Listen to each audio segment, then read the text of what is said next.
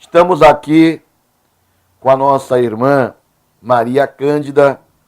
A nossa irmã Maria Cândida é professora aqui no nosso curso de Apologética Cristã, professora de Espiritismo e Nova Era. Estivemos aqui com a nossa irmã, dando início a um estudo sobre anjos.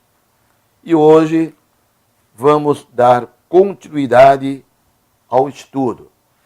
Naquela ocasião, nós falamos, né, irmã, sobre o anjo do Senhor, que era uma teofania, podemos assim dizer, né, de Deus em forma física, no Antigo Testamento. E hoje nós vamos falar da continuidade falando sobre os outros anjos, os demais anjos que aparecem no Antigo e Novo Testamento. Irmã Maria Cândida, qual é o diferencial entre o anjo do Senhor e os outros anjos que aparecem na Bíblia, tanto no Velho e no Novo Testamento? Qual é o diferencial entre o anjo do Senhor e os demais anjos que também nós encontramos em toda a Bíblia, né? Tanto no Velho Testamento como no Novo Testamento? Bom dia, meus irmãos, a paz do Senhor Jesus a todos. Então, pastor, o anjo do Senhor, a gente já viu, ele é bem diferenciado da maneira como a Bíblia fala dele, a postura dele, as coisas que ele disse para as pessoas com que ele se relacionou, é totalmente diferente dos demais anjos. Nós vamos ver que os demais anjos, eles já são chamados simplesmente anjo, e são chamados pelo nome o arcanjo Miguel, o anjo Gabriel. E são simplesmente denominados anjo ou anjos. Já não tem aquela marca de anjo do Senhor. E a postura desses anjos também é outra, né? E o que nós podemos ver, pastor, na primeira coisa que nós podemos dizer sobre esses demais anjos, é a definição que tem lá em Hebreus 1, versos 13 e 14, que diz assim: "E a qual dos anjos disse jamais, assenta-te à minha destra, até que ponha teus inimigos por escabedelo de teus pés? Não são, porventura, todos eles espíritos ministradores, enviados para servir a favor daqueles que hão de herdar a salvação?" Então, aí o que acontece? Enviados para servir, já dá uma ideia para as pessoas que os anjos estão aqui para me servir, então eu posso pedir coisas para os anjos. E aí a origem, essa interpretação distorcida do versículo, é a origem então desse movimento de culto aos anjos, né? Trazido agora com bastante força pelo movimento da nossa era, da nova era. E então essas pessoas ficaram com esse pensamento, e muitos que advogam aí a tese de cultivar sim os anjos, um relacionamento com os anjos, está sempre em contato, vem dessa frase, que eles estão aqui para servir. E tem um complemento interessante nessa frase: servir os que estão, aqueles que hão de herdar a salvação, que é uma coisa muito importante. Mas o que nós vamos ver é que, na verdade, eles não estão para atender os nossos desejos. Eles ministram, nos ajudando, mas cumprindo estritamente ordens específicas recebidas de Deus. Eles têm uma ação descendente de Deus para nós e nunca uma ação ascendente de nós para Deus. Eles cumprem ordens, missões específicas para nos ajudar e não levam nada de Deus para os homens. Eles não são mediadores, eles não são intermediários e não são intercessores. Esse é o grande diferencial, pastor. Então, os anjos são espíritos ministradores e eles são enviados por Deus para servir a favor daqueles que hão de herdar a salvação, que são os servos do Senhor, né? A Bíblia fala que nós podemos, então, reverenciar os anjos. Tem algum texto que fala claramente sobre isso? Não, pastor, ao contrário. No capítulo 2 da carta aos Colossenses, o apóstolo Paulo advertiu sobre os falsos mestres que ensinavam essa necessidade de se reverenciar os anjos, considerando-os como mediadores entre Deus e os homens. E o apóstolo Paulo diz que isso é uma ideia, essa ideia é uma carnal compreensão. Porque esse carnal, a gente percebe que as pessoas que querem fortalecer seu anjo, querem ter um relacionamento com seu anjo, é exatamente isso, para que eles propiciem, tornem favoráveis situações que têm a ver com coisas materiais, com coisas carnais, né? Então o apóstolo Paulo já dizia isso, essa ideia de culto aos anjos é uma carnal compreensão, lá em Colossenses 2, verso 18. E outro alerta que importantíssimo que o apóstolo Paulo dá: nenhum anjo foi autorizado por Deus para vir proclamar outro evangelho. Então, eu gostaria até de ler esta citação que a irmã falou aí, né? Que nenhum anjo está autorizado a proclamar um outro evangelho. Nós encontramos o apóstolo Paulo escrevendo em Gálatas, no capítulo 1, no versículo 8, ele é muito claro, né? Diz assim: mas ainda que nós mesmos, ou um anjo, preste bem atenção, ou um anjo do céu, vos anuncie outro evangelho, além do que já vos tenho anunciado, seja anátema. Então, olha aqui, está muito claro que não existe um outro evangelho, que nenhum anjo, nem qualquer outra pessoa pode anunciar um outro evangelho. Mas na história das religiões, eu poderia citar algum caso que supostamente um anjo apareceu para um líder religioso, para um fundador de uma outra religião, se apresentando, um anjo trazendo um outro evangelho, um outro ensinamento fora do que está escrito na Bíblia. Então, o mais famoso desses anjos é o anjo Moroni, ou Moroni, que trouxe para o Joseph Smith uma mensagem totalmente diferente, né, que fundou então a religião dos Mormons, baseados nos informes desse anjo que nada se assemelha com a mensagem do evangelho verdadeiro do nosso Senhor Jesus Cristo. O anjo Moroni traz informações e teses e doutrinas totalmente diferentes. E o outro anjo famoso também é o anjo que acompanhou a senhora White, né? A Ellen White dos Adventistas menciona muito: o meu anjo me orientou, o meu anjo me disse, o meu anjo me instruiu. A senhora White também foi acompanhada por muitos anos por um anjo. Esses são os casos mais evidentes, né? E os espíritas, eles têm um outro evangelho, porque nós lemos aqui que Paulo falou que mesmo que um anjo anunciasse um outro evangelho, que ele seria anátema. E os espíritas, eles dizem, né, que tem um outro evangelho.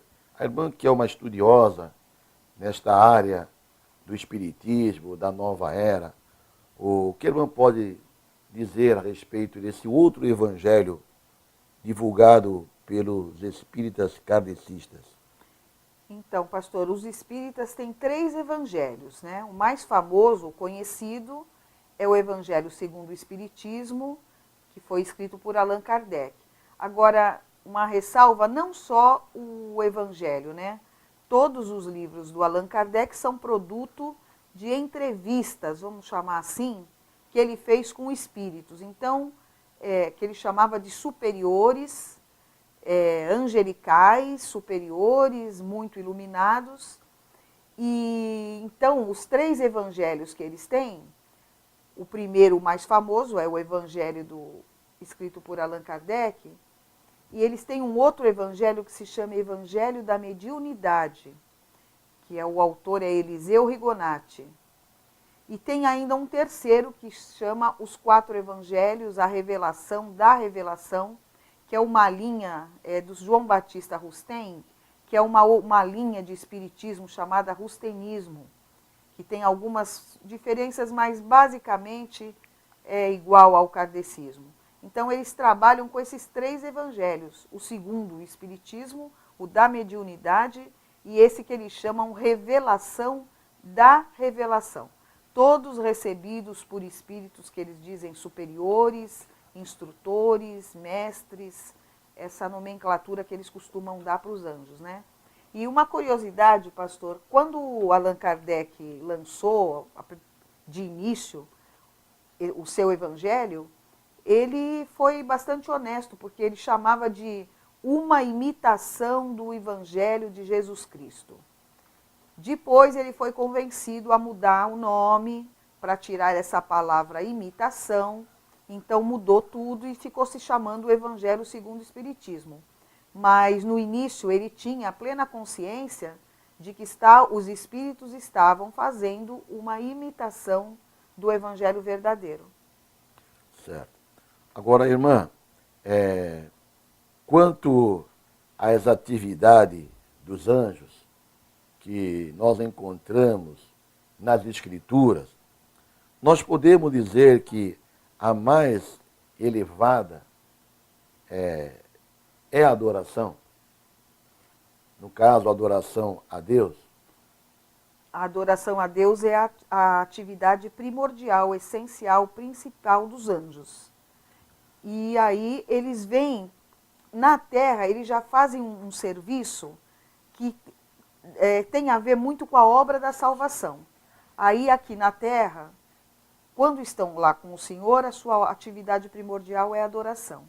E aí recebem umas ordens específicas para vir executar determinadas tarefas. E também não podemos lembrar que muitos juízos de Deus.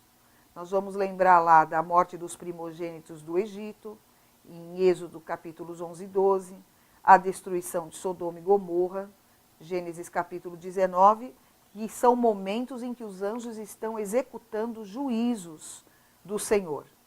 E eles também fizeram outras atividades fundamentais no relacionamento entre Deus e os homens. Por exemplo, revelaram a lei de Deus a Moisés, lá em Atos 7, verso 38, Gálatas 3,19 e Hebreus 2,2, nós vemos que os anjos revelaram a lei de Deus a Moisés. E outra atividade que eles também executam desde sempre, ainda continuam executando, eles observam o nosso comportamento, o comportamento dos cristãos, como nós podemos ver em 1 Coríntios 11:10, em Efésios 3:10 e também em 1 Timóteo 5:21. E aquela parte que nós gostamos muito, né, de ver na Bíblia, que a gente sente o coração bem alegre com essa outra atividade dos anjos, que a gente gosta demais, que é trazer resposta às nossas orações. E a gente vê isso lá em Daniel, capítulo 9, verso 21 a 23, e em Atos 10, verso 4. Outra coisa fundamental, importante, eles nos protegem, nos afastam do mal, conforme o Salmo 34, verso 7, o Salmo 91, todo ele fala dessa ação dos anjos cuidando de nós, especificamente no verso 11, também de novo em Daniel 6, verso 22, e em Atos a gente vê no capítulo 12, do verso 7 ao 10. Então, eles, todo tipo de atividade, aquilo que precisa ser executado espiritualmente, então eles recebem essa designação, essas missões específicas de Deus para virem nos assistir aqui na Terra. Uma outra coisa, irmã, os anjos, eles auxiliaram o Senhor Jesus na obra redentora. Então, os anjos estão totalmente envolvidos com a obra redentora do Senhor Jesus Cristo. Nós podemos ler, nós não temos aqui um tempo, mas eu recomendo aos irmãos que, meditando, querendo conhecer bastante melhor, ter mais segurança sobre os anjos, que leiam esses versículos que nós estamos indicando. Nós não estamos lendo agora pela questão do tempo. Mas com relação à obra redentora do Senhor Jesus, nós podemos ler em Mateus capítulo 1, no verso 20 ao 24, depois no capítulo 2, no verso 13, e no 28, verso 2.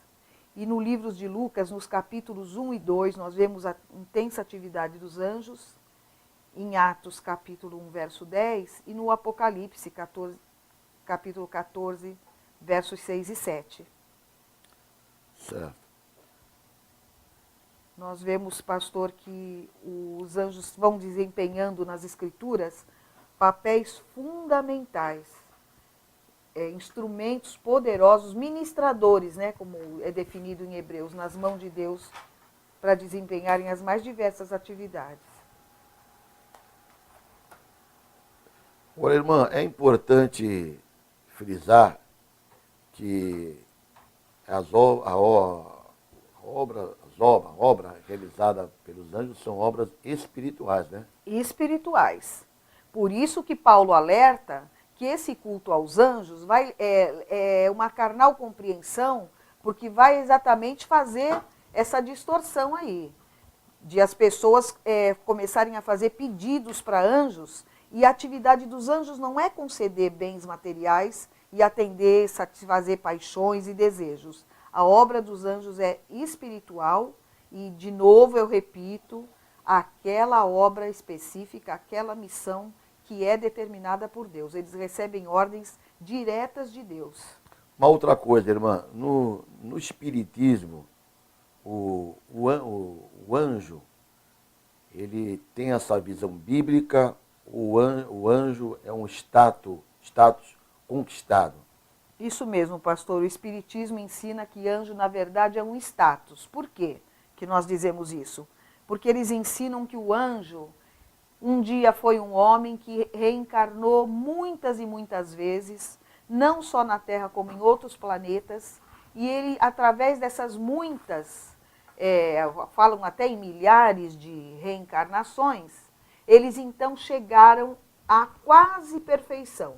Eles chegaram num nível espiritual que está acima dos homens. Então, eles executam essas atividades e o que os espíritas acabam chamando de fenômenos mediúnicos.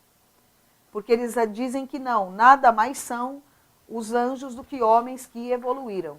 Uma versão totalmente antibíblica, como nós já vimos aqui.